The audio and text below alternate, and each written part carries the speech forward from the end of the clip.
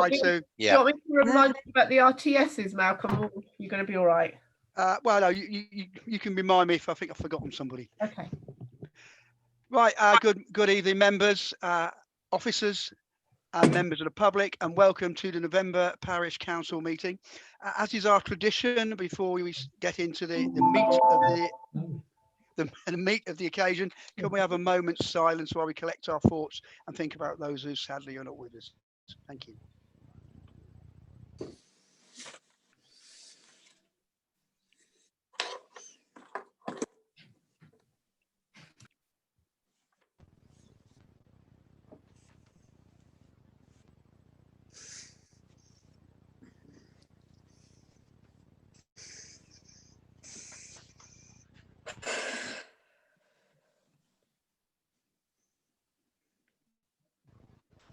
Okay, that'll do. Right, before I do apologies, I'm going to call the roll because I think everyone's here anyway. Could you please answer present when I call out your name? Councillor Mark Clark. Present. Councillor Rebecca Clark. Present, Chairman. Councillor Sean Cullen. Present, Chairman. Councillor Sandra Delamere. Present, Chairman. Councillor Philip Dowd. Present. Councillor Alan Fairhead. Present, Chairman. Councillor Matthew Kitcher. Present, Chairman. Councillor Simon Lodge. Present. Councillor Stephanie Osborne. Present, Chairman. Councillor Melanie Roberts. Present, Chairman. Councillor Alex Wade. Present, Chairman. And I, Malcolm Wade, am also present. Okay, well, the first item is, have we got any apologies? I don't think we have because everybody's here. Excellent. Now we have declarations of interest. To note any declaration of interest made by members in connection with an agenda item. Well, has anybody got one? Anybody got? Because I have actually.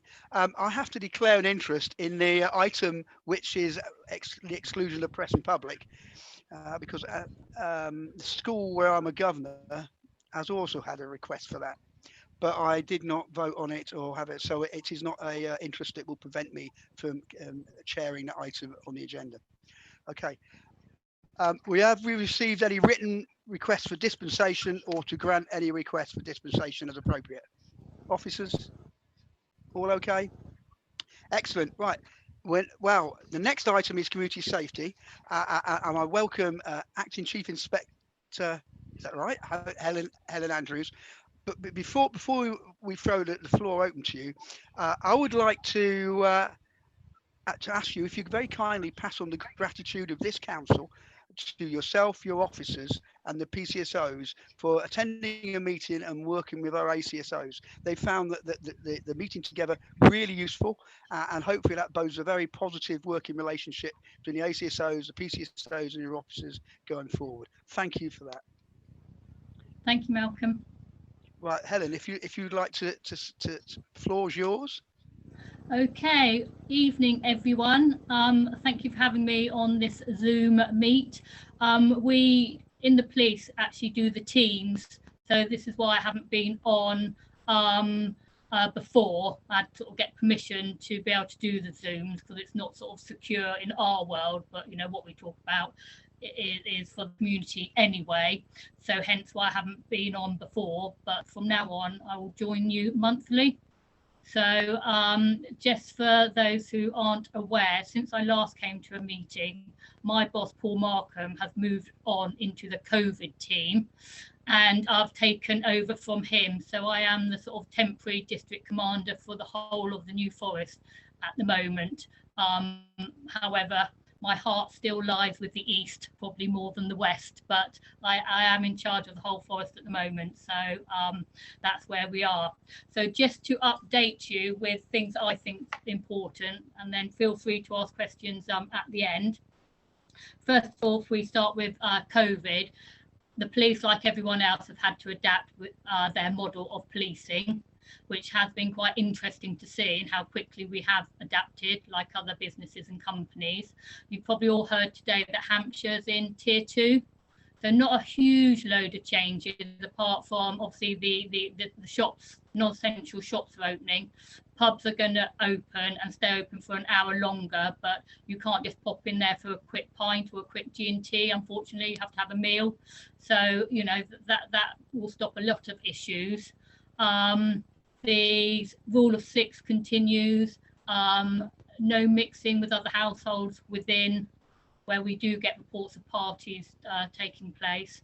So a lot of that sort of stays the same.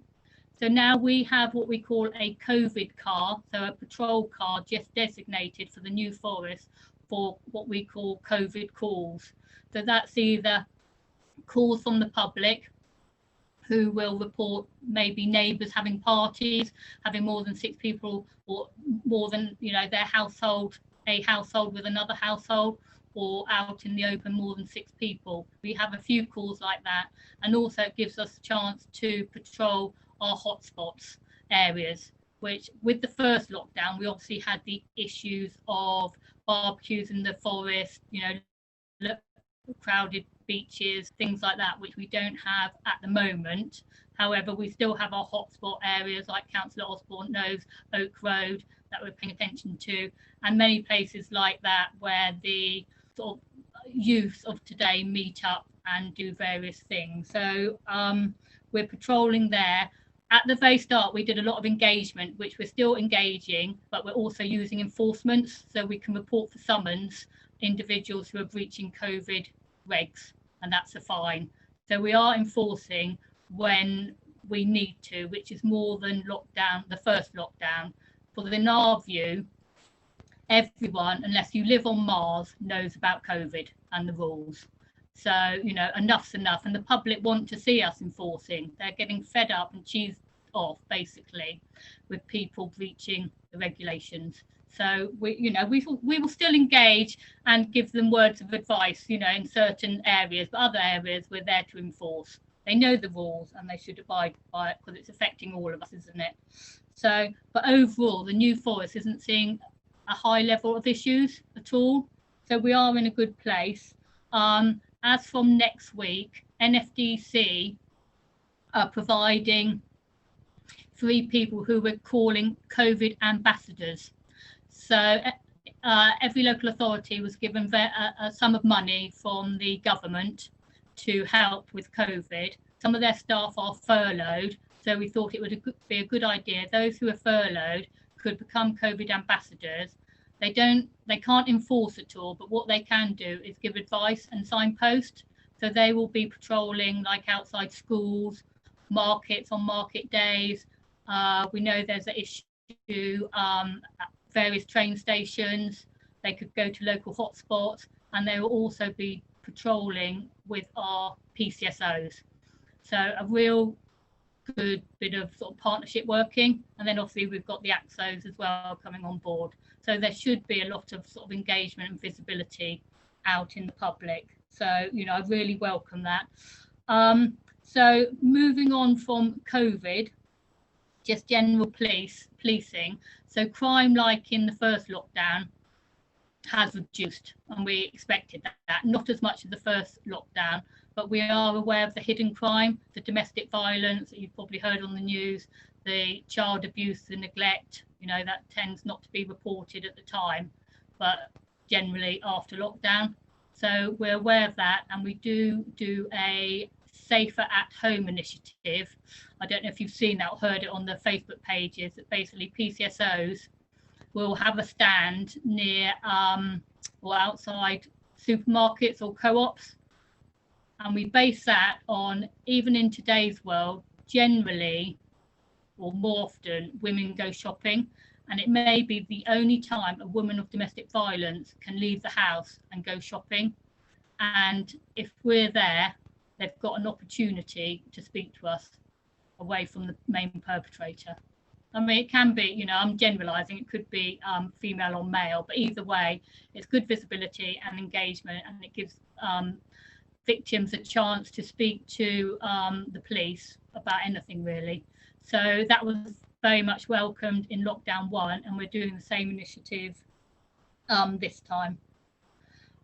We're adapting, obviously, our engagement, so we do a lot of online beat surgeries that seem to be received well. and we do various meetings on Zoom and Teams, like I said before. Despite COVID, we are still very much executing drug warrants.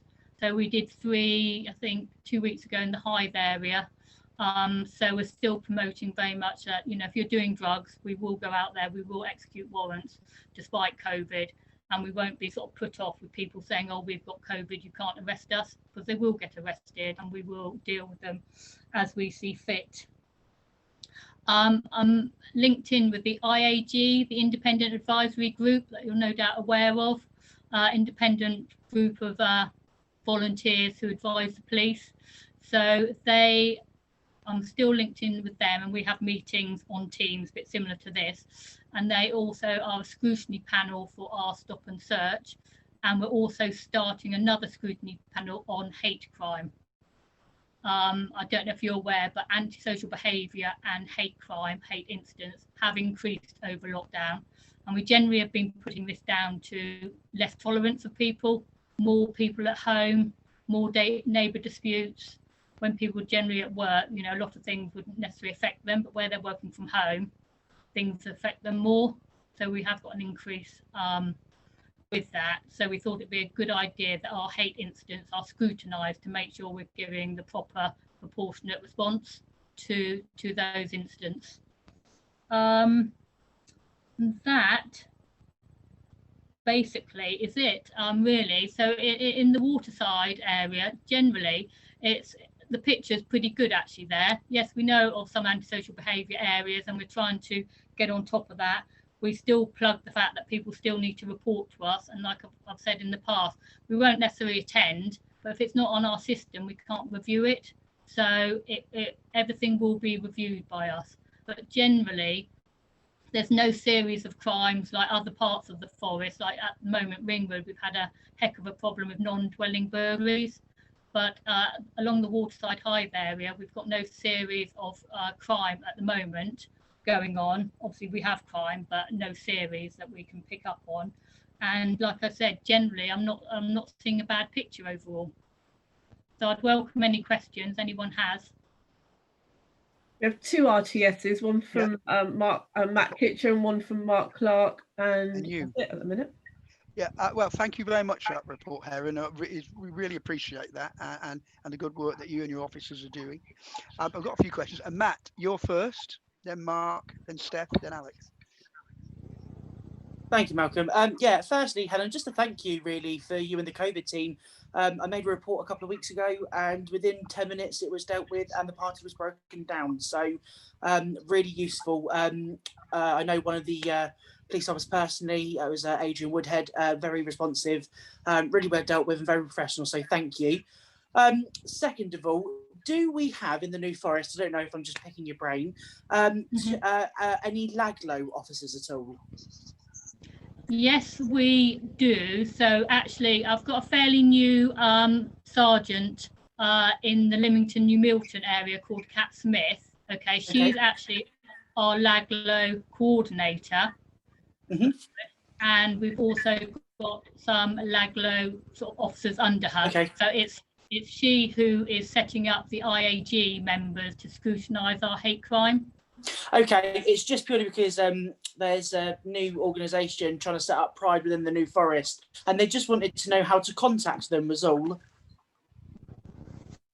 Right, okay.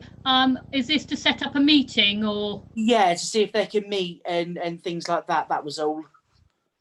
Okay, if I can, if I get Kat, or if I email you with details and then you link in with her, she'll be able to arrange that, not a problem at all. Okay, fantastic. Thank you so much.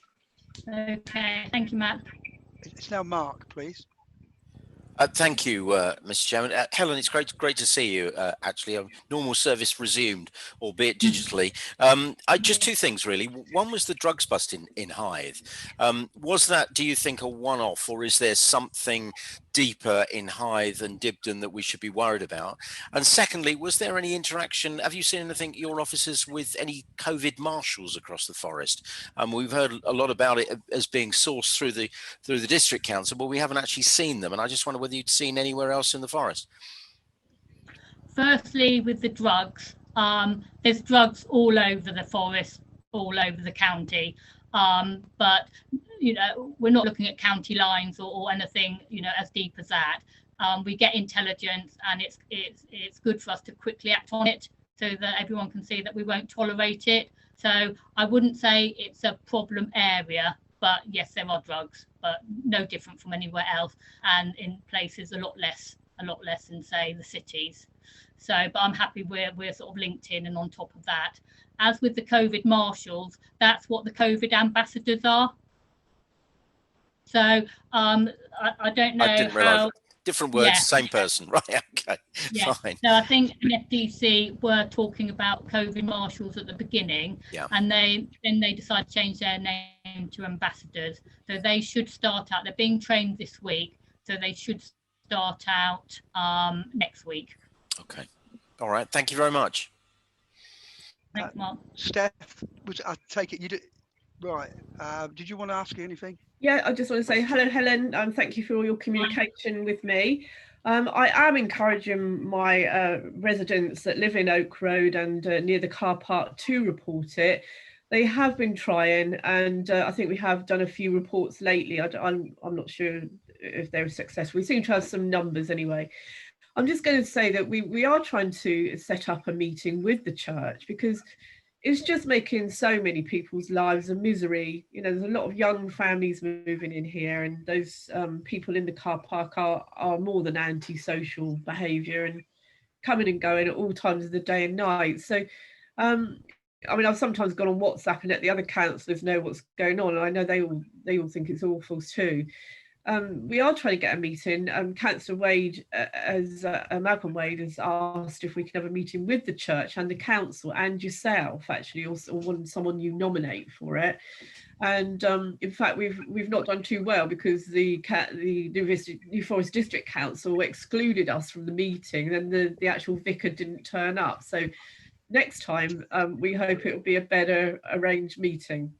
So I'm hoping we can ask you to send us somebody, if it's on Zoom or in person. Yeah, definitely. So I've got the COVID car out this evening. So the officers who are from that are actually Totton. So they're going down specifically to Oak Road, because they should have the time. Yes, I think we got 3 reports over the weekend. But we also have to be mindful, just because people are driving in and out of the car park, residents may not like it, but that's not antisocial behaviour that we could deal with. When we get reports that they're drug dealing, I'm always a bit right. How do you actually know they're drug dealing? Because I'm assuming they're seeing them, they're not next to the cars or anything like that.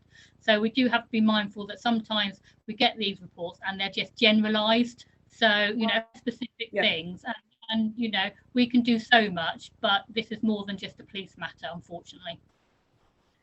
Okay, I won't say anymore. We have got videos and photographs of things, and also they've got voice they can hear the voices as well. So yeah, thank you very much. Thank you. Like many things, it needs to be a multi-agency approach. Alex, I think you're the last RTS. Thank you very much, and thank you, Inspector Andrews, for coming to our meeting. I do appreciate it.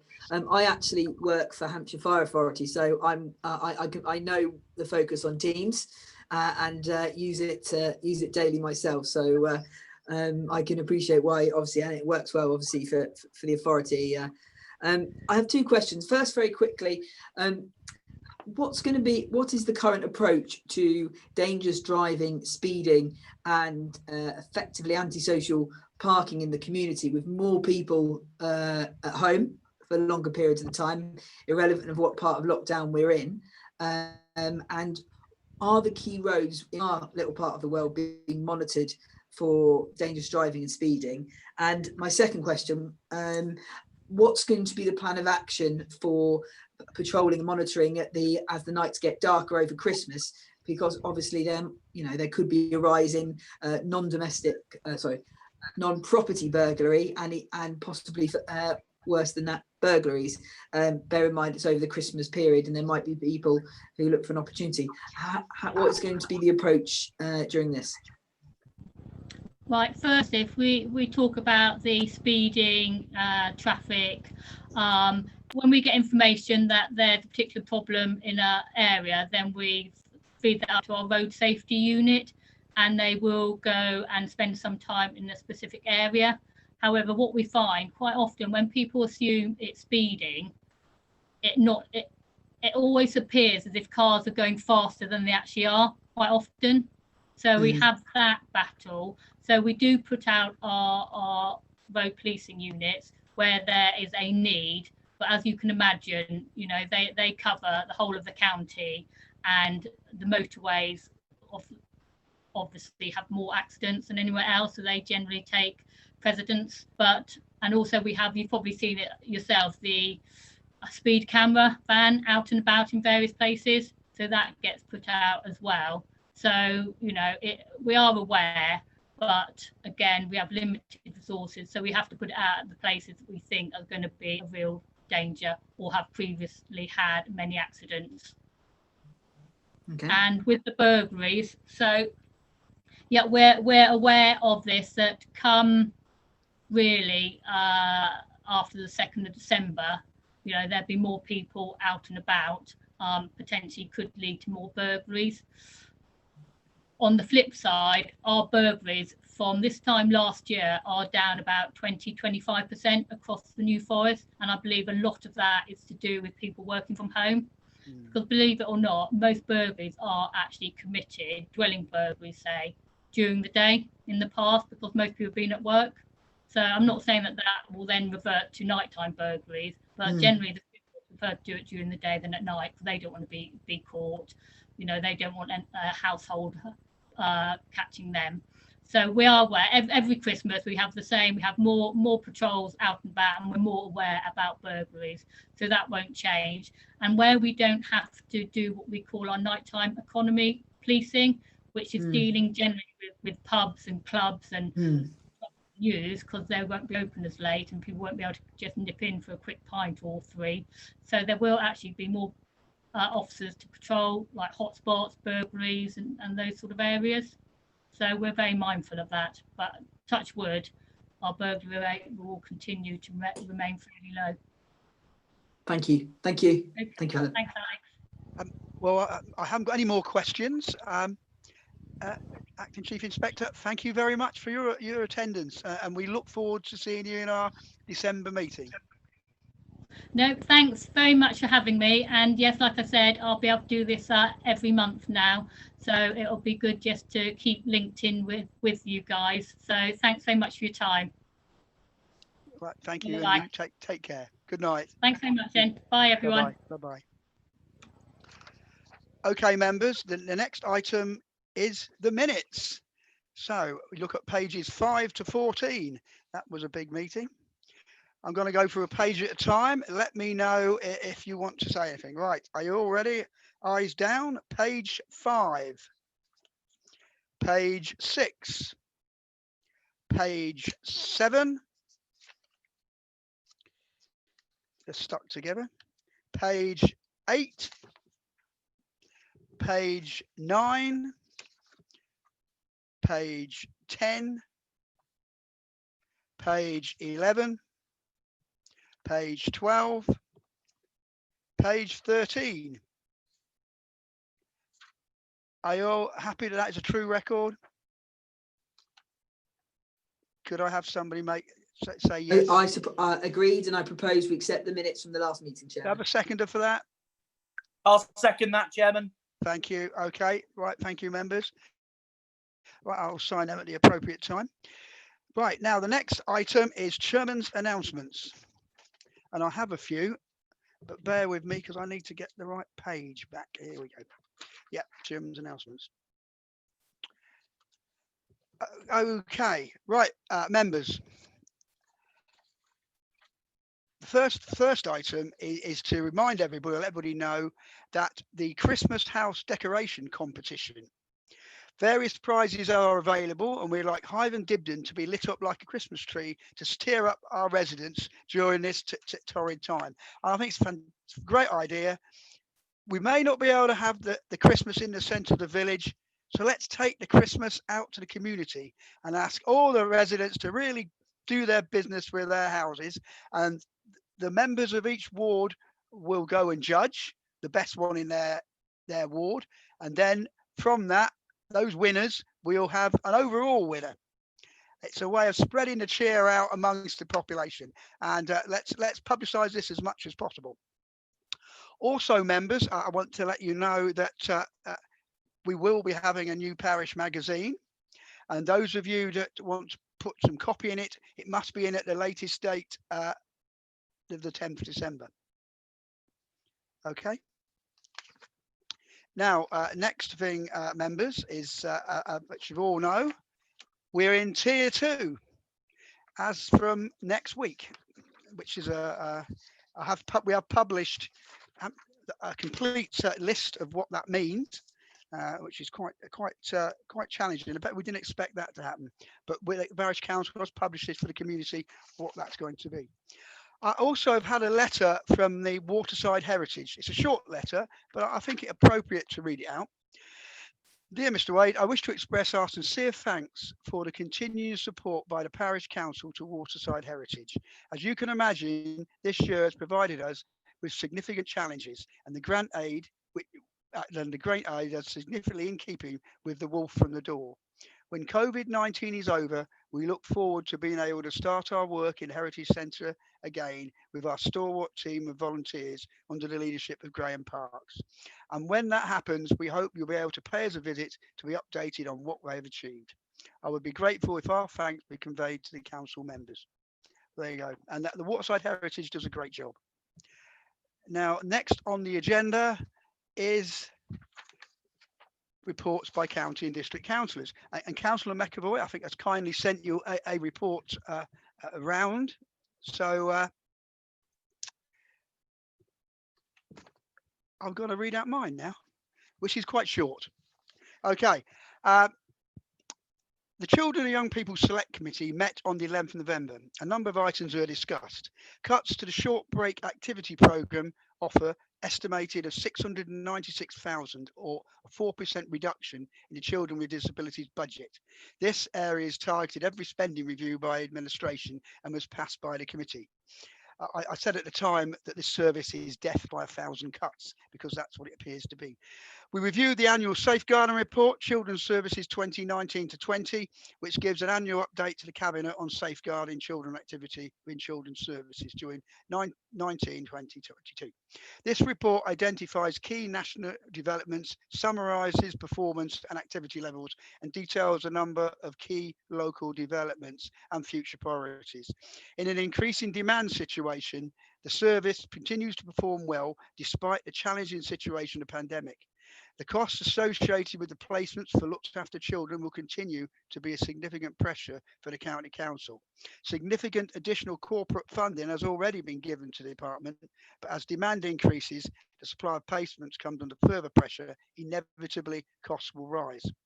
There is an update on autism services commissioning for young children and people in Hampshire. Commissioners will continue to provide regular updates at each select committee meeting to reassure members that the significant progress and improvement is being made in that area.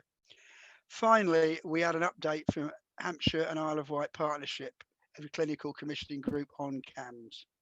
And as reported before, performance has not been satisfactory. And currently 28% of those seen are waiting greater than 19 weeks for assessment.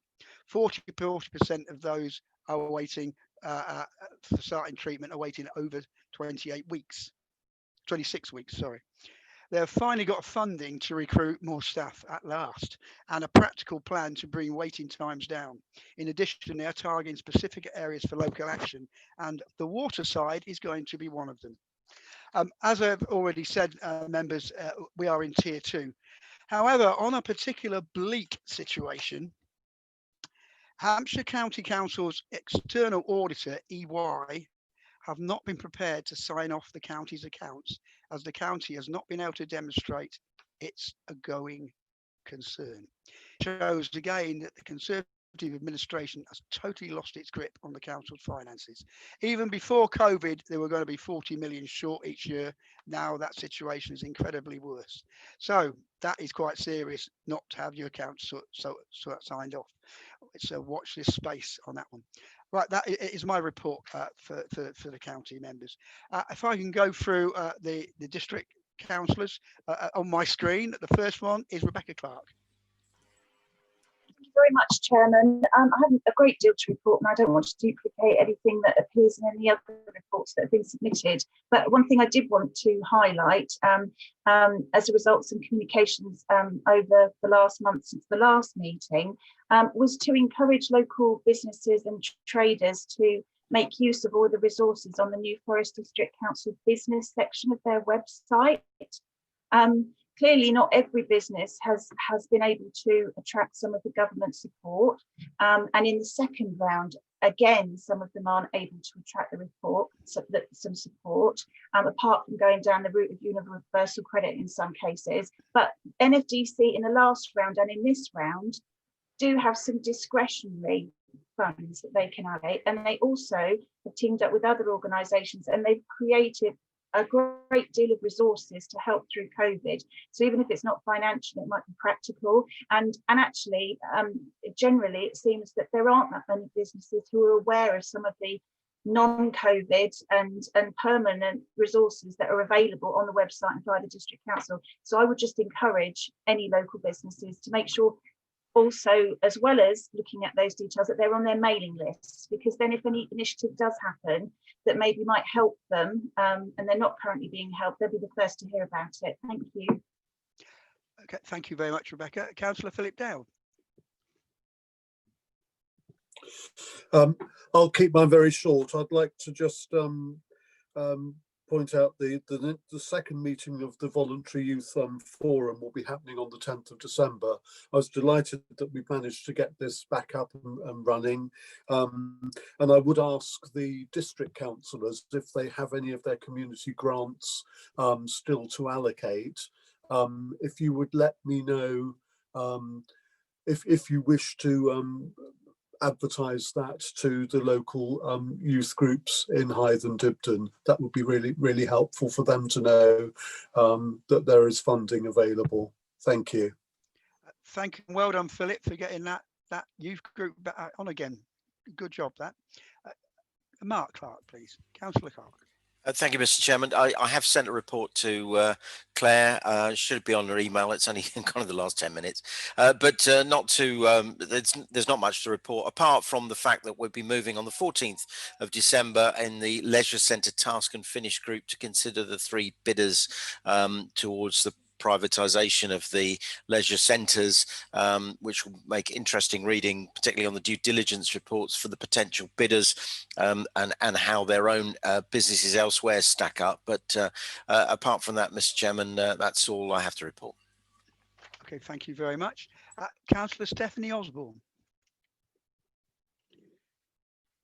Thank you, Chairman. Yeah, I'm going to be the opposite for everybody else. I've got loads. So I've got the New Forest Zero Carbon Alliance meeting that I attended for a 2-hour Zoom meeting. It was very good to network and see that there was the whole of Brockenhurst Parish Council attended. I made some good contacts, and especially one called Andy Brennan, who's now going to be looking with Marcus to get a plan on how to get our starting carbon footprint for the Parish Council for the Climate Emergency Committee. So that was a good meeting to have attended. Past 747, as myself, Malcolm Wade, Sandra Delamar met Eddie Holtham, who's a conservation champion for the whole area. He leads groups of excellent people who know how to restore the worst areas possible. He was very keen to get the footpath at Netley View back up and running for people to enjoy. And we went up there and met him for an hour in the pouring rain. The path was cleared and widened, and Eddie tells us it's now restored to how it was 200 years ago. All the fly tipping has been removed. There was furniture, old white goods, tyres, oil residue, plastic in abundance, and it's almost all gone, but it's definitely better to a high degree. We did hear from some of the committee of Netley View residents worrying about the slow worms and newts. But Malcolm Wade has actually been in touch to reassure them it was done by a very professional New Forest countryside group who are very aware of these matters, and all the wildlife, as I can assure you, is doing well. I donated some of my district funds to the lovely little CAF for the free meals project they were doing for the elderly and children that needed free school meals. So well done to Martin Smith and his staff. I had a meeting yesterday actually with the HCC officer and engineer for the A326, the NFDC officer and other important cycle campaigners, and the WCAG with Malcolm and Philip also attended. It was quite a good meeting and a way of everybody getting to meet each other. I've received numerous letters about the waste strategy, and I listened to the waste strategy meeting yesterday, which was for over 2 hours I could have attended. It was very interesting. Oak Road car park, we are trying to do something for that, for the numerous residents that may be watching this this Zoom meeting tonight. We are trying very hard and we'll request another meeting very soon. You may have seen that Helen Andrews just approved the fact that we'll be able to invite a member of the police to attend the next meeting that Malcolm Wade and I are hoping to set up with the church. We've also encouraged the neighbours to start trying to report to 101, and I think she admitted that they had succeeded, a couple have succeeded this weekend. I've been talking to relevant members of the public and getting ideas for an alternative art, music venue and drama facilities, and other members of our council that are very into the arts, to replace the lost facilities at SO Club venue. So hopefully we can start looking at somewhere maybe in our own parish to put that on. Thank you.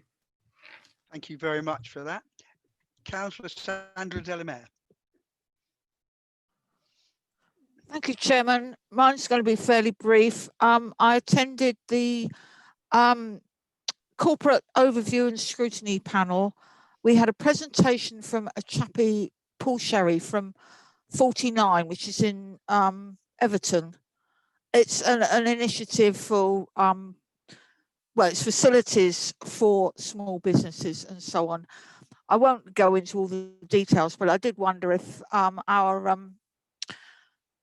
economic development group might be interested in some of that stuff, so I could talk to the chairman of that. And one of the other things they mentioned was the upgrading of the IT in the New Forest district, which it was really antiquated, and it was pre-COVID that they were doing or started the upgrade, and which is quite fortuitous because otherwise I don't think they would have been able to cope with distance and home working and so on. So that was all very, very interesting, and that's about it. Thank you. Thank you. And the chairman of the Economic Development Committee will be very interested to hear about that initiative. So please let me know the details, and we can look at that, something perhaps a variant for us. Councillor Alex Wade. Okay, thanks. Thank you, Chairman. As I'm sure you're aware, the New Forest District Council's consultation on a new strategy for managing waste in the district went live this month. The consultation closes on the 10th of December, and it's important residents have their say on the future of waste and recycling in New Forest. The feedback I have received is incredibly mixed over preferred methods of collecting waste. There are many excellent arguments made by our community over the benefits and otherwise of wheelie bins, bags and more. The authority simply needs to improve its dismal recycling and reduce waste. A focus on food waste is welcome from what I've read. However, the survey has received some negative responses from many of our local residents due to its inaccessible nature for those not online. The timescale of the consultation, because it is quite short, I think, for such an important issue, and indeed the wording of questions and a lack of space for comments. There is a clear view that a one-size-fits-all won't work for our district and our community. However, as mentioned, councillors had a Q&A earlier this week. Due to a change in government COVID-19 restrictions, the leisure centres will now open on December the 3rd. This is welcome news. However, the details of how this is being managed will be advised soon, and any changes to normal service. Obviously, I wrote this before today's update, so that it might be taking that into consideration as well. As I'm sure you're aware, and has been publicised, there's been news of the customer focus group leaving the leisure centre review process, which is very concerning, as the message being shared is that they feel that they weren't being listened to, and a decision to have privatised health and leisure centres seems like a foregone conclusion. I truly hope this is not the case, as it should be a transparent process for all stakeholders where all views are taken on board. I sit on the Dibden Golf Centre working group, and it continues to meet and will now meet monthly to monitor the management of our local course by my time. Local players and members have been in contact with me over several issues with how the course is being managed, and I have raised with relevant officers. I can advise that the contact number for players on site with an issue is now on the site rather than at my time's Bromley location. Complaints were raised by members for that. Churchill's site on South Street. I understand there will be a 2-week break for builders working on this site over Christmas and New Year, which will be welcome for residents living near the site. The plan for the site to be ready and finished by the end of March is subject to any unforeseen issues. The development has led to casework, with residents contacting me throughout the year over the impact on their day-to-day lives, which I have taken up with New Forest District Council officers. I understand there will be a further SIL contribution in April if the parish weren't already aware of this, due to the development which can go towards local projects. However, it is worth noting that while welcome, it does not counter the frustration felt by neighbours to this site. And of course, casework. This month's been very busy with casework issues ranging from parking, flooding, planning and more. It's important to advise that councillors, as you've heard tonight, are very accessible for a variety of ways if residents need issues. I can also advise that there will be a SID placed shortly to monitor the speed of cars at my request in Shore Road, just before the entrance to the Marine Park. And also, Councillor Dowd, you obviously knew what was in my report. I still have a budget of over £1,000 for grant funding for local organisations to be used by March 2021. So please get in touch if there's any projects that I can support. Sorry for the long speech. Thank you, Alex. Yeah, I have some money left in my district council as well, Flip, so you can come to me as well. But I have a really short New Forest report, actually. It's been another busy month dealing with issues other than meetings. There has been a number of housing issues which the current pandemic make the resolution of even more challenging. Of course, NFDC's waste strategy and its consultation with public is very high profile at the moment. However, the authority's lack of focus on the most important part of the waste hierarchy, waste reduction, would, if they put as much effort into that as they are into new ways of collecting waste, the problem for them will be much smaller. I will continue to push this issue with New Forest District Council as important it is addressed. New Forest District Council's private sector housing strategy. Whilst I've worked to produce a rationalised approach to private sector housing, it's no substitute for a cohesive social housing strategy. New Forest District Council has not followed its aspiration when they brought the housing stock back into NFDC control to build sufficient houses to reduce the waiting list, which is still too high and the bedrock of many housing issues I and other council members have to deal with on behalf of local residents who find themselves in housing difficulties. Although we work hard to help these people through these issues. That's that, members. Thank you very much. Right, next item is reports from members serving on outside bodies, item 7. Do we have anybody? I'll take it that's a no. Okay, the next one is a public. Sorry, has somebody got an RTS? No. Just me. Oh, sorry, Stephanie. My apologies. Just going to say we've had a few meetings with the Hythe Hospital. It's all going ahead, full steam ahead, and some of you may have seen that they've cut a few trees down. We've checked out what they are, and apparently they were self-seeding and ivy sort of strangled things and bushes and rhododendrons that's gone. It does look a bit thinned out, but hopefully, you know, we don't want any thing to hold it up, so it all looks good. That's a good point, well made. It's been so long in coming, the new hospital, but at last they've started, and once they've started, they will finish it. Okay, we go to item 8 now. Oh, sorry, Alex. Oh, Alex for question 9. That's okay. Item 8, which is the public forum, and we have a question, which I'm going to read out. It is from Dr. Mrs. Allen, 11 Haynes Way. Okay. dear members of Hythe Dibden Parish Council, we are writing to raise concerns about the plan to build a fence around the green end of Haynes Way. Excuse me, something's come on my screen. As you're probably aware, there are now 13 public comments which have been made and are visible on the FDU website. 8 are objections, 5 are in support. All have been raised by current resident owners of Haynes Way houses, including ourselves. We feel need to communicate directly with the following reasons. We think that a fence will not work in deterring antisocial behaviour. Building links is better than putting up a wall. We feel it's not a good use of public money. Investment is better spent on social approach.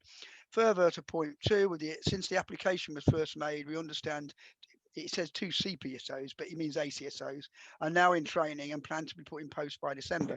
They will surely have a crucial role in managing concerned behaviour that led to the application.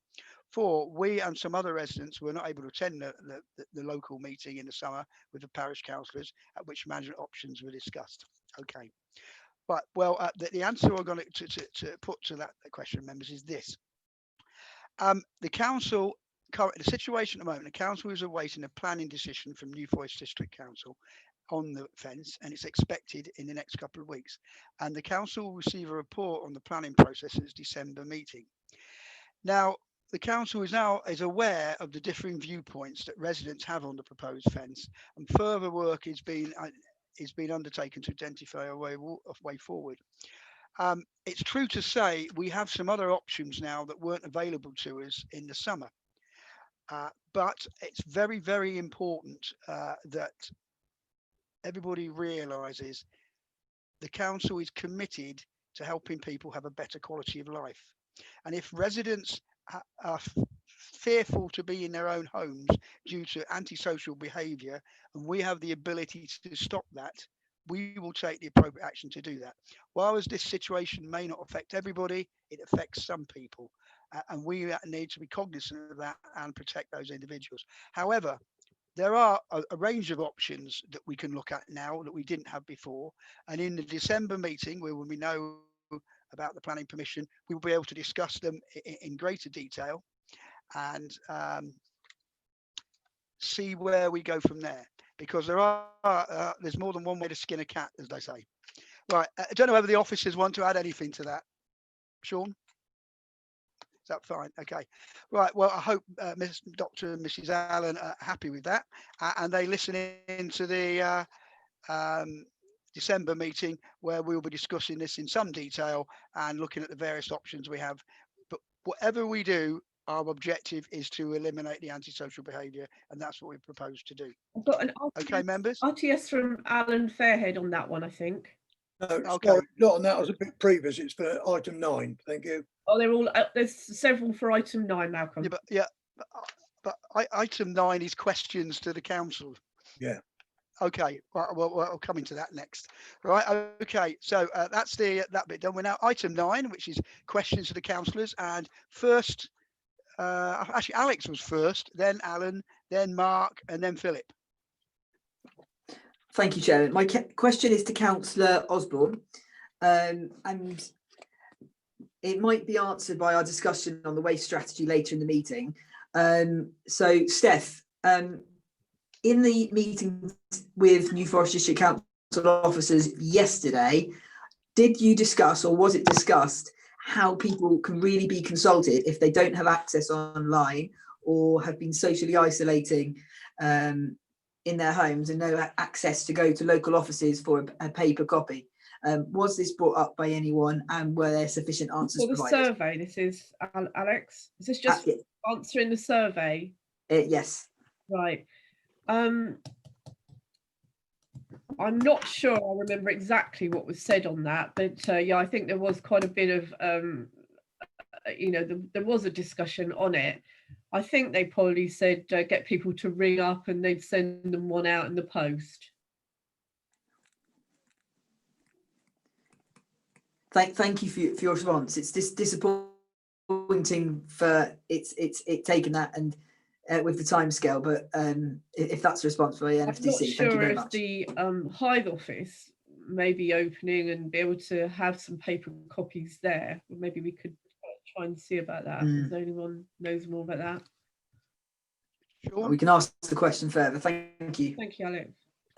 Sean. There are some paper copies ready to be distributed. Well, thank you for that, Sean. Alan, you're next. Chairman, to you, are you aware that since you, Alex, Steph and myself met with Marcus at the bottom of Melwood Road West, Marcus has been busy, that he's got a team sorted together for getting the footpath edging done. The start of the groundworks at the green there, our team has been down planting daffodils. Marcus asked me to see residents to let them know what's going on. They are all pleased that the work's being done. They're pleased that the daffodils have been planted. They've got no objection to the temporary porta-cabin and gazebo being put up for the workers to use for a few days. All in all, it's a good move for the parish, for the maintenance team and for the rest of us, that we're getting something done that New Forest District Council aren't doing. Oh, thank you to the maintenance team for their efforts, and thank you to you, Alan, because you've been driving this forward personally, and all credit and tribute to you for that. The next we have is Mark, please. Well, it's two questions, Mr. Chairman. First of all, to you. You earlier gave a fairly bleak picture of Hampshire County Council finances and suggested it was a bit grim. Yet I turned to the other report from Councillor Alexis McAvoy. I know politics comes into this, but she says one thing that's remained consistent: Hampshire County Council's strong record in managing finances, which has meant we've been able to cover the £39.7 million of unfunded costs and losses we've experienced so far this financial year as a result of the pandemic. So we're either bust or we're not. What is it? I fear that is not totally accurate. Right, the county council received 4 tranches of money. I think I reported this last time, but there's an 80 million or an 85 million pound unfunded overspend. Right, there would have been 40 million even without the pandemic. There were 40 million pounds short. They've got it from officers. It is what it is. Even without the pandemic, year on year, due to the government's reduction in council funding, which she's possibly forgotten about. And the 85 million overspend is what the last information is. Why do you think the auditor won't sign off the accounts? He wouldn't be doing that if the accounts were okay, would he? Because it's not going concern means the money they need to spend does not equal the money they have to spend. And it is a serious situation. And I understand that Councillor McAvoy is not going to say anything bad about her administration, but one has to accept the fact that we're in trouble.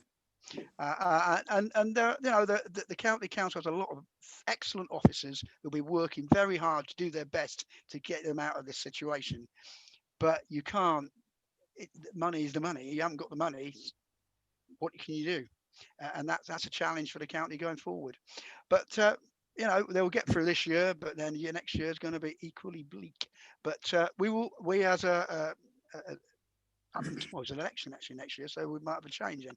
But up until that, myself and my colleagues, we're doing the best we can to use our influence to guide the county council to maintain the level of quality services, which it does put, particularly in the area of social services for the elderly and the young, and the vulnerable, which is the most important thing they do, and indeed roads and the rest of it.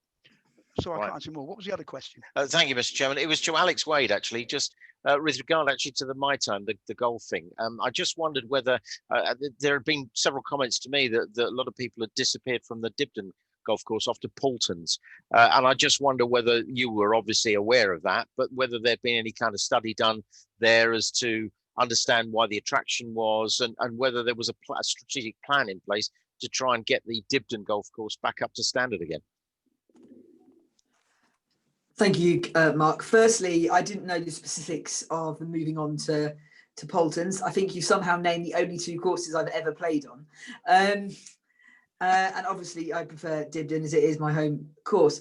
I don't know that, but I will ask the question if they have had any particularly members who have moved over to Poultons, if there's any sort of information they have to hand. They did have a lot of casual players playing over the summer. There was a brief period where it performed well.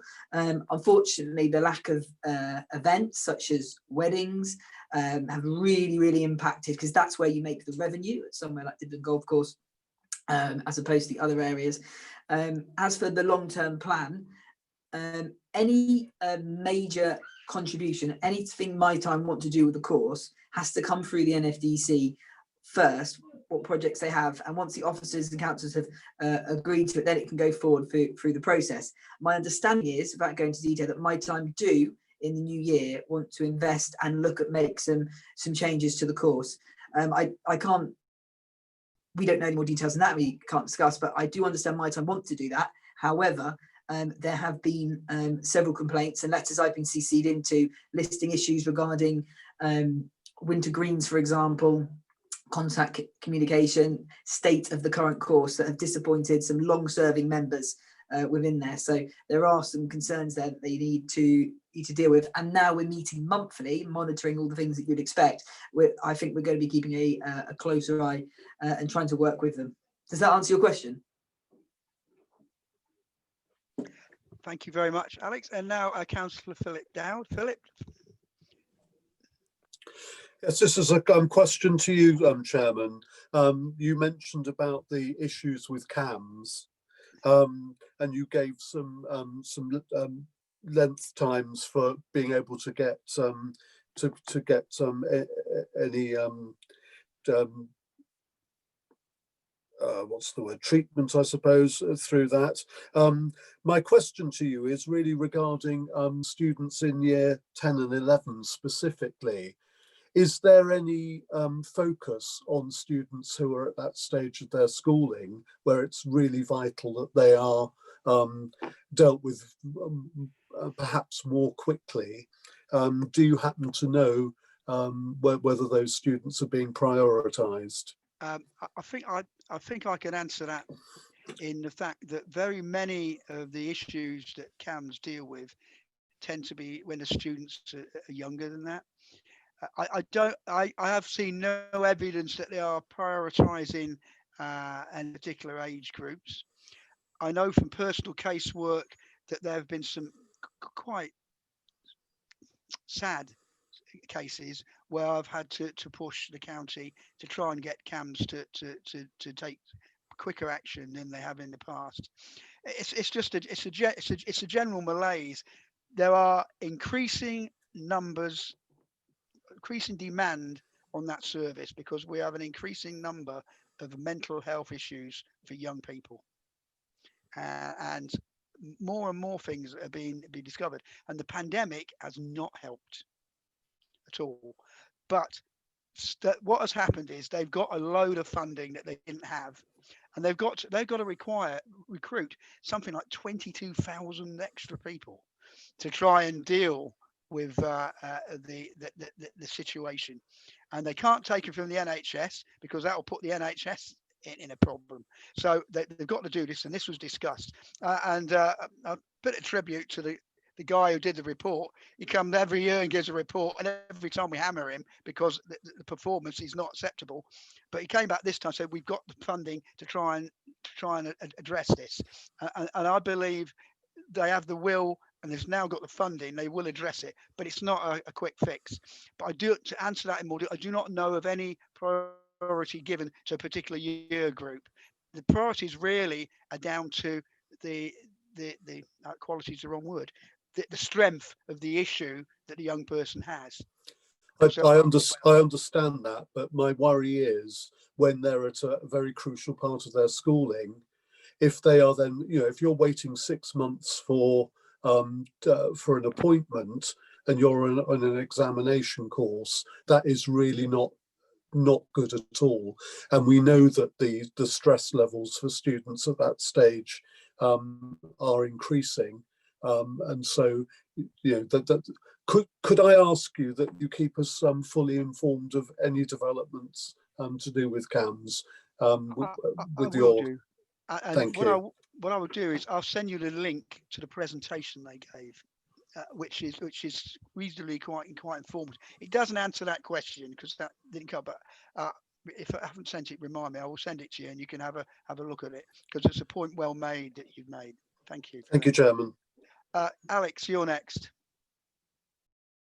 It's very quickly. Is the chairman aware that while we are spreading Christmas festivity all around our beautiful parish, Christmas is still going on in the village centre? The decorations are out, and there is a Christmas shopping window competition that the local businesses have recently promoted in the last few days.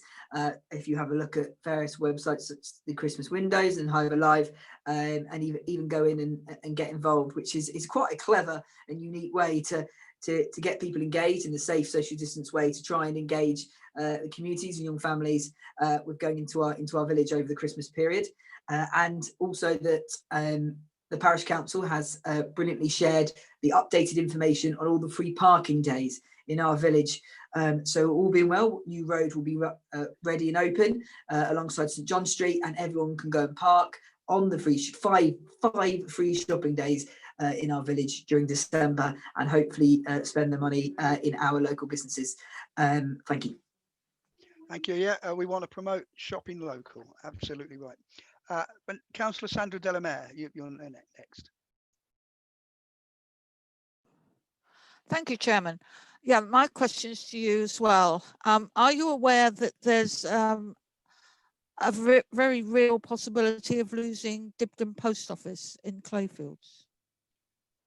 I have heard that there is an issue there. I'm trying to answer it. It's between the football club and the post office, I believe. I will probably need to discuss with officers what we can do, if anything, about that. Right. Thank you, Chairman. I can't give you a more detailed answer than that because I actually haven't got one. I do know of the problem, the issue, because it was somebody sent a note to me, a potential issue.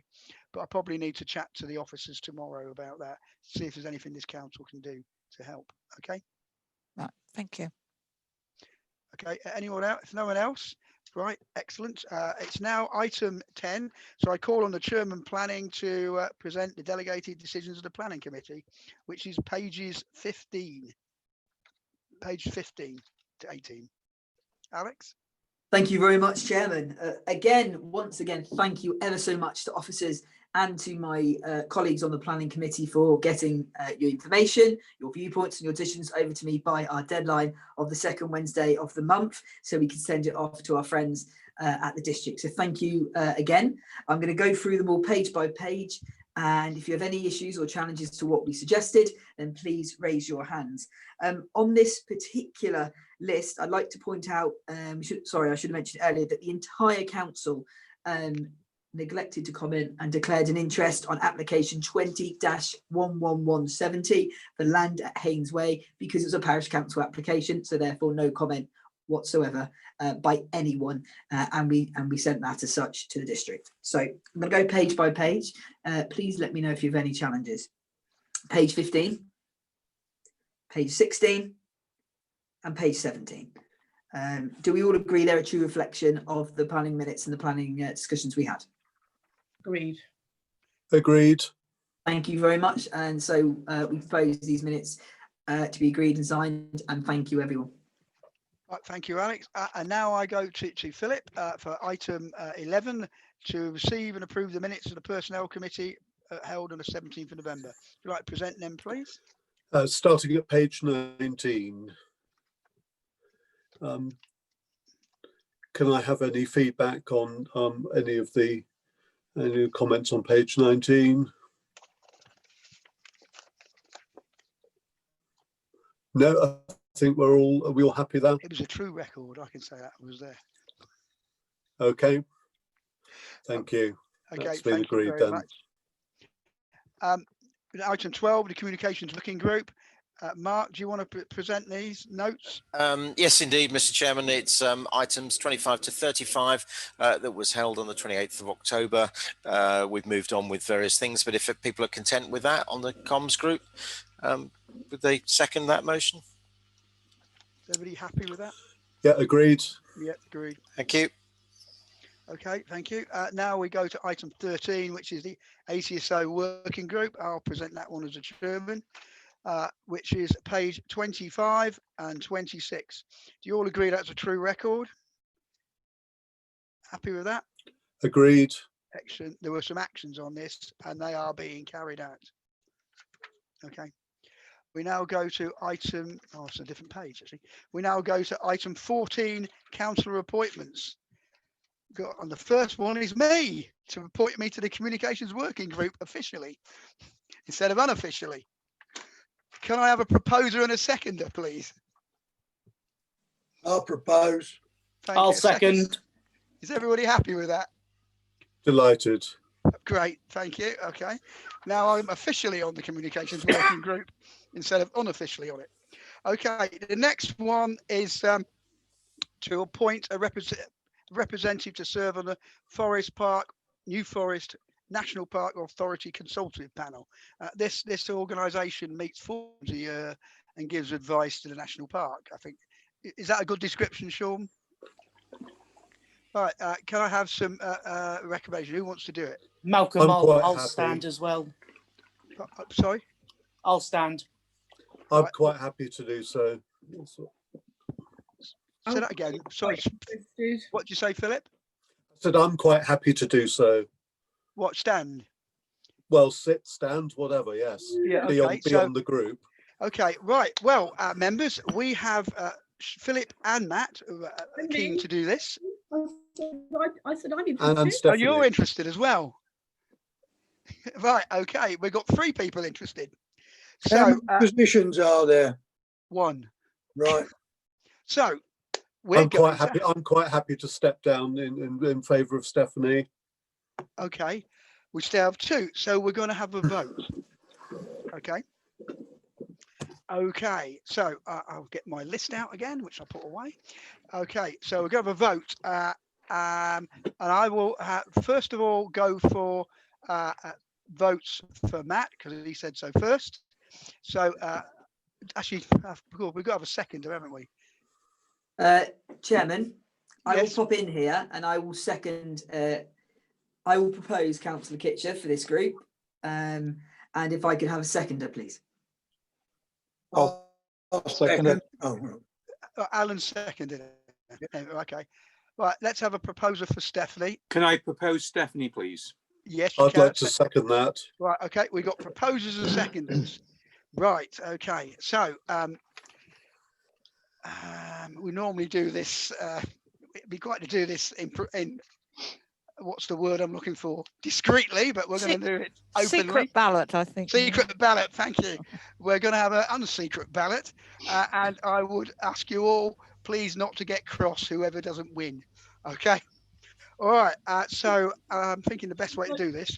If I say votes for and against. Malcolm, Steph's waving. Oh yes, Steph. Well, can't they do a 2U with their vote, and then you'll know without. Oh yeah. Yeah, that's a good idea. And then that'll be secret. Hmm. If they go, Yeah. Well, it won't be secret to me, but that's good enough. Right. That's a very good idea. Thank you for that. So yeah, what we want to do is on the RTS, you can RTS me privately so no one else sees it. Now, Tracy, which is the most appropriate way to do this? Ask them to vote for or against each candidate individually, or just ask them to vote for which candidate they prefer? Actually, I'm going to be controversial here because I don't really think you can do private voting anymore. Oh, all right. You should be open and transparent. Okay. Yeah. Well, but my question still stands though.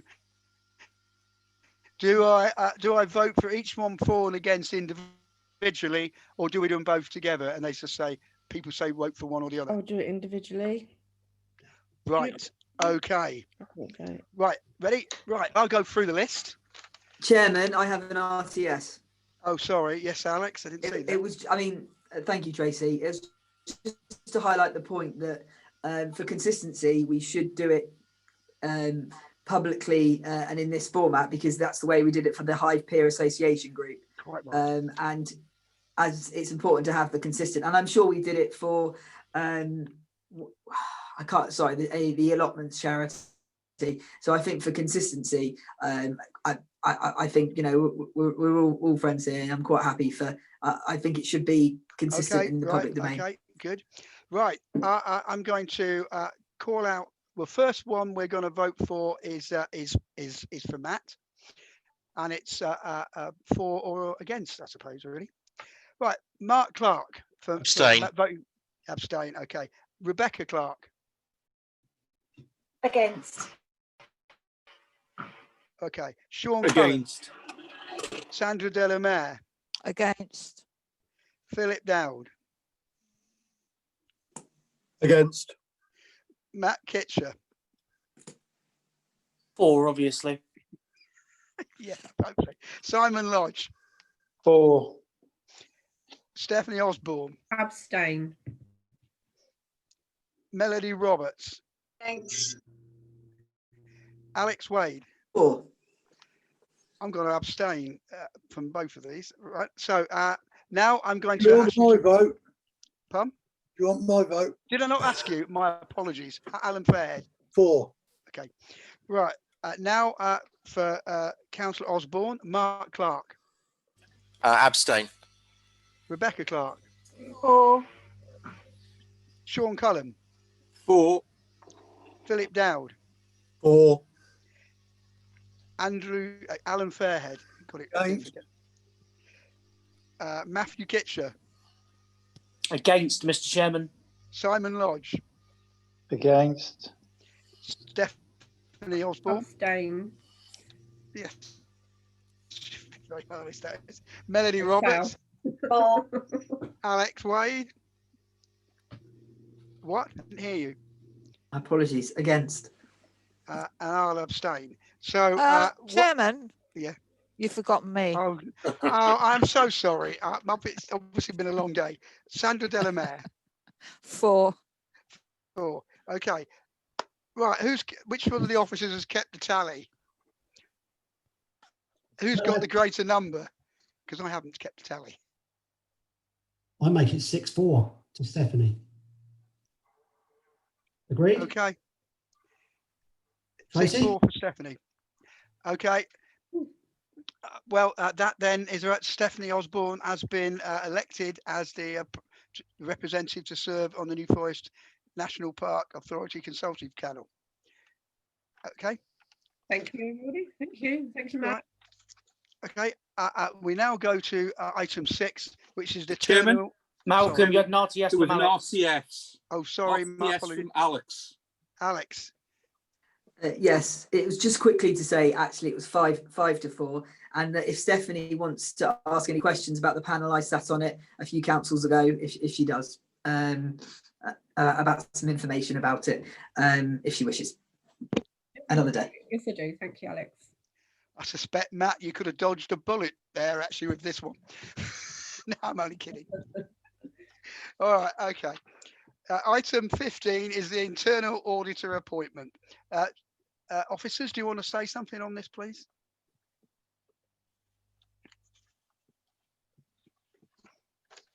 Hello? Sorry. I was just counting up the votes again then. Sorry, I lost concentration. So we're on the auditor bit now. Yeah. Yeah. Can I just say on the voting, sorry, I think we got confused because of Councillor Delamere at the bottom again. She was probably double counted in from the top one. That's probably what confused me and Sean there. Sorry about that. So members have received 3 quotes for the internal auditor for this year. 2 of them, one of them is the existing auditor that I believe has been in place for the last 3 or 4 years. Is it Sean? Yes. Yeah. We've gone out to 2 other auditors who just happen actually to be quite local ones to you. sometimes it is best practice to change your auditor after a few years, but it's entirely, you know, we do know all three of them. They all are very good auditors. Your existing auditor does, they're actually based in Wiltshire, not in Hampshire, whereas the other two are in Hampshire. The other two do tend to visit more than the Wiltshire one pre-COVID. The other one does a bit more sort of remote, but you know, it's up to members. They're all very good auditors. Okay, members, can I have some thoughts on this, please?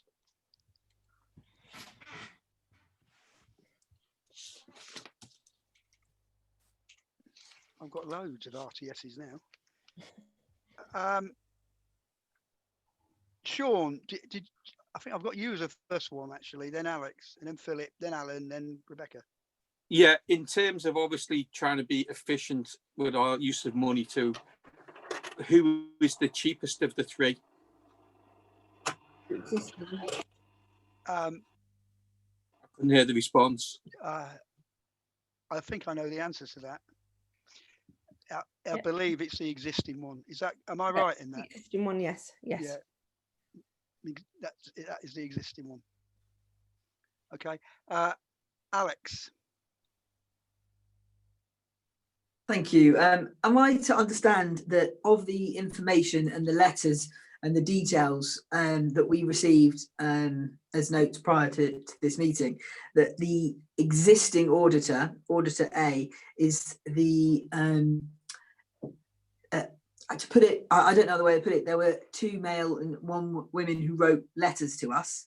Am I to understand, so I've got them right, that Auditor A is the female who wrote to us, because of the 3 letters and CVs and the information, when I compared, it was the first one of the 3 that I read that I thought seemed most suitable for the role. Is that the existing auditor? Because I understand, I think one was based in Chandler's Ford, one was based in the East area, and there was one other. And I just want to clarify if the one I'm thinking of is the existing auditor. Is that correct, Tracy and Sean? I'm not aware, Sean, who wrote letters in. Yeah, the B and C are in Chandler's Ford, and I think one's in East Lee, so it must be the existing one, is it? That's right. I haven't seen a letter, so I don't know. Thank you. Okay. Okay, who's next? It's Philip, please. Yes, can I just clarify? I mean, is there an issue with this kind of thing being done remotely? Does it require a visit? Should that be a material reason for going with one rather than another? Sometimes local auditors do sort of like to come in, and all auditors do it different, really. Some clerks sort of like to have that contact with the auditor, and they'll sort of come in and discuss it. I don't want to put her on the spot, but you might want to speak to Sue, how she sort of does it in Wiltshire, because obviously it's going to be Sue that's going to be dealing with the auditor. Can we suspend standing orders and ask Sue? Is that allowed? Yeah. I propose we suspend standing orders. Can I have a seconder, please? Second. Thank you. Okay. The floor is yours, Sue. You're muted.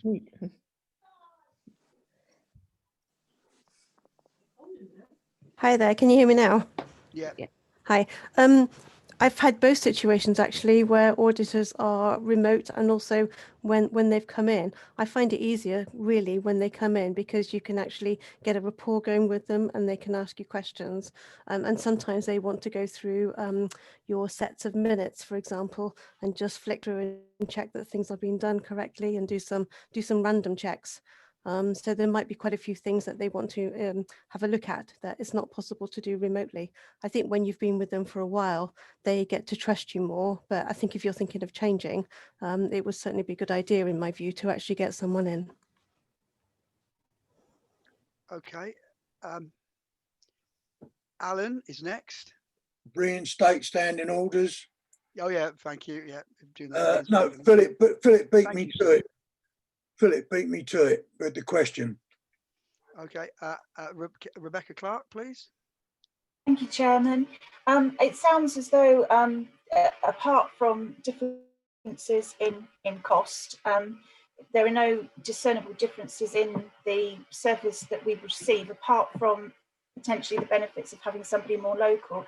I actually quite like the idea that we do change, and I think that would be best practice to do so every so often. It's a fresh pair of eyes. You know, it keeps everything fresh, and if that also is something that's shared by our incoming clerk as well, you know, it would be sort of a new relation between auditor and clerk starting off afresh. I think that sounds quite a good way to go. But then that doesn't help us choose between the remaining two. Okay, Alex. I just want to really echo what Councillor Clark said, because I think it's very important that the people who have the relationship and have the open, honest conversation are the office staff. They are the parish clerk and to an extent deputy clerk and the officers and the financial officer. So it's important that their feedback and their viewpoint is taken into account. So I think if the opportunity of developing a relationship and having those visits in, as we've learned from the district, as we've learned from the county, that visibility, because obviously if there are issues in our end, we want them seen and we want them rectified. That's the point of an audit. Then I think it seems like we're going down the approach of making a change, starting afresh, and just seeing what this new relationship is like. Because obviously it is important to have an auditor to come in and see the office. I know it's challenging in the current situation, but I think if it's something that would support, obviously, the new clerk suggestions, and I think Councillor Clark has made a very valued point. Obviously, as she says, between the two other options, B and C, we can further debate, but I think it's a very valid point and well raised. Okay, I've got no more RTSs then. Does anybody want to make a proposition and a seconder to which of these A, B, and C do we go to? Clearly, we know the first one because we've had them before, and the other two on paper, the officers, correct me if I'm wrong, look comparable. We've had advice that it may be sometimes it's good to change the auditor.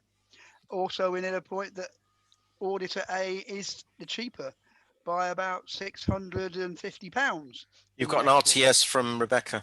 Oh, right. Sorry, I didn't see that. Yeah, I'll come to that now. Right, Rebecca, yes.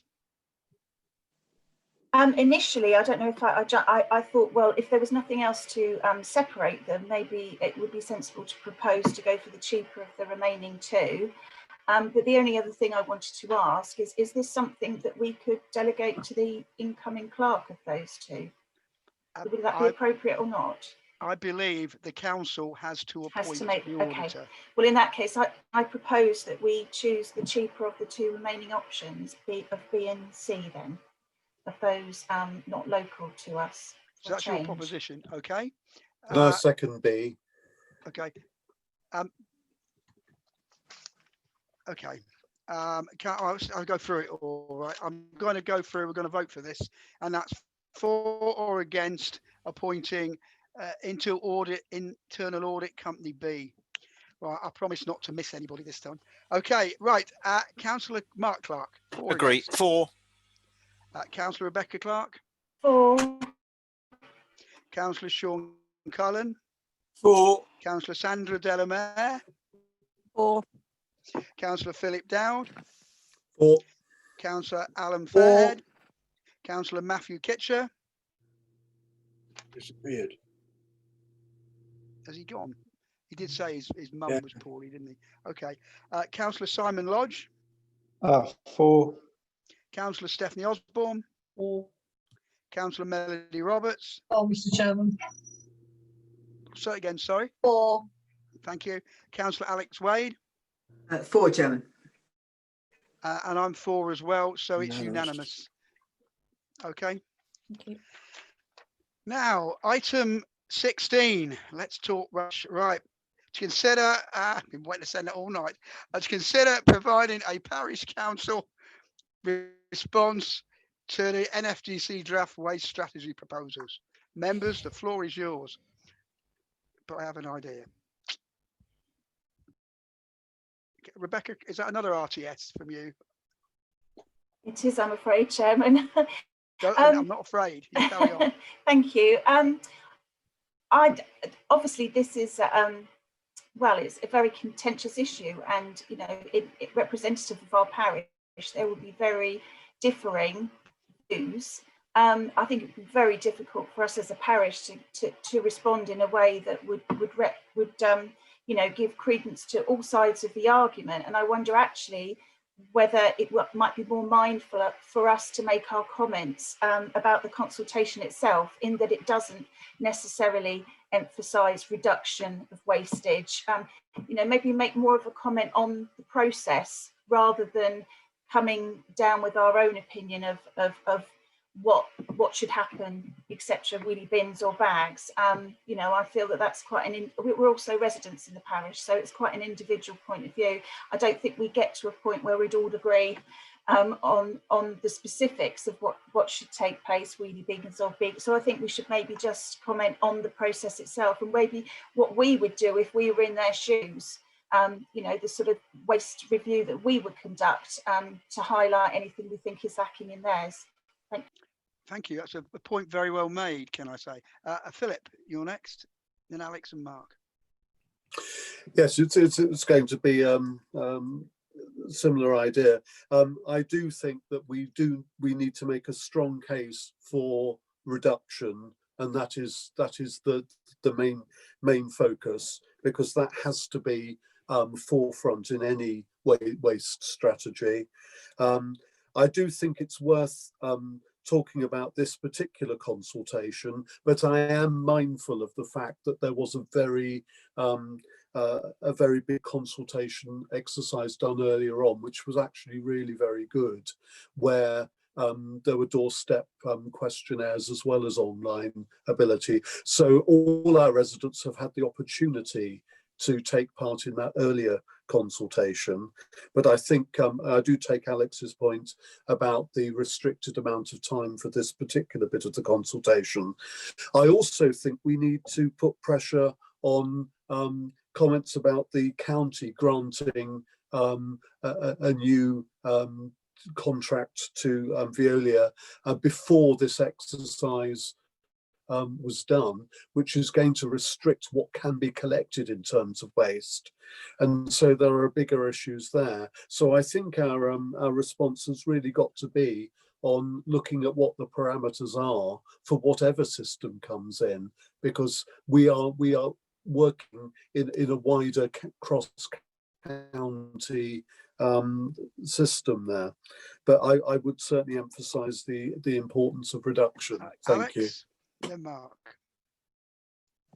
I won't repeat the points that Rebecca and Philip made, because I agree with them. I would just say that it's important that as a community, we try, as a council, we represent the feedback that we've had from residents, and that boils down to the consultation itself, rather than obviously the whys and wherefores. We all know that the key thing as a council, we understand that the community has different houses, different roads, different issues. You know, a wheelie bin works perfectly in one area, that it really doesn't in another area, and that people have different views, very strong views on all sides. I think we should emphasise we welcome food waste being dealt with, but have concerns about current survey and the accessibility for those who aren't able to go online or through the links there. And also to echo the points that the previous councillors have made on what can be recycled and what can and what waste can actually be taken, which is a good point. And further, you know, as you say, reduction with sort of the wider businesses and the wider area. I think those are the key points to raise. But as a council, I think we should represent the frustration in as I say, that the timescale and the type of consultation and the lack of ability to comment I suppose. But I welcome the contributions from Philip and Rebecca. Mark, and then Melody, please. I just wanted to take issue, Mr. Chairman, not specifically with the issue at hand, but actually the consultation itself. It's a loaded consultation. I've been involved in many consultations. You know, where did you put the loaded gun? Effectively, is the question. It leads you to one single conclusion, which is what the council wants in its place, which is the wheelie bin. So I just take issue with the questionnaire and the consultation. I think it's too loaded, Mr. Chairman. So I'd rather stick this council with the waste reduction issue, as Rebecca mentioned earlier. Having been a councillor for many years, and some of you have as well, that's what local government consultations tend to be like. They want a result, and they send out a consultation to meet that. And if it doesn't, and if the responses don't, you don't hear much about it. So, right, it's Melody next. And then yes, I just wanted to say that the speed with which they appointed Veolia for another like 25 years is ridiculous, because their choice of recycling, they're going up, usually goes down, like yogurt pots, pieces of plastic one would think should be recycled. They say you can't. So that is one contentious issue. The other thing is that people visit the New Forest because of the unspoiled beauty of it. And our area is, I always include in the New Forest, you know, it's not. But they don't want to see wheelie bins lined up along the road. They want to come with something different from where they live. They want it unspoiled like we have. Well, we're very lucky to have it. But I think the area should be making a lot more efforts to take part in proper recycling. And then we would all follow. Thank you, Chairman. I suspect that by 2023, when the government waste legislation comes into force, yogurt cartons and plastic pressings will be recyclable everywhere. But right, okay, well, we need to respond. Would you like to appoint a couple of members or 2 or 3 members to get together and put a response based upon what you've all said? Is that a good idea? I think that's a welcome idea, Chairman. Okay, I would look for some volunteers. I feel somewhat that I should probably be one of those volunteers because I sit on the waste panel. Yes, Melody. I would like to volunteer, Chairman. Okay. Go. Do you want anyone else? I will if no one else is. As long as it's not another vote. No, it won't be a vote for this. Well, do you want to do it, Philip? You're on the waste panel as well. I thought that it would rather be a good idea if I'm not on it, given that Okay. I'm on the working group there, because I think it really needs people who've been outside the process to. Do you think I should stand down then from it? No, I think it's a good idea so that people have the opportunity to ask questions of someone who's been involved in the process. But I think the group should reflect a broader range of councillors, which is why I didn't put my name forward. All right. Well, are you happy, members, if myself, Stephanie, and Melody get together and perhaps the officers are kindly sort out a quick Zoom meeting for us in plenty of time to put a response from the parish council to this? Are you happy that we do that? You have an RTS. Oh, sorry, Rebecca.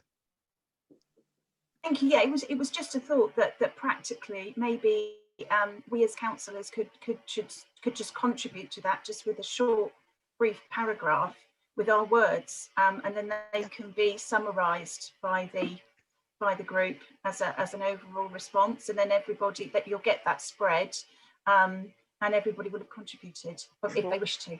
How about then? That's a good idea. Everybody does that by the end of the week to the 3 of us, and include Sean, right? I had to pick on one of the officers. Sorry about that. You were next to do that, and just include him in it. And then, if you kindly sort us out a Zoom meeting for next week at an appropriate time for the 3 of us, and we'll collate all that together, and we'll put together a response. Is that okay, Sean? I can't hear you, but I'll take that to yes. Brilliant. Okay, right. Okay, members, let's move on to item 17, which is finance 2020 to 21. To receive the update of our COVID, financial effects of COVID, which up to the end of October now resides at loss of revenue and extra cost 4,238,000.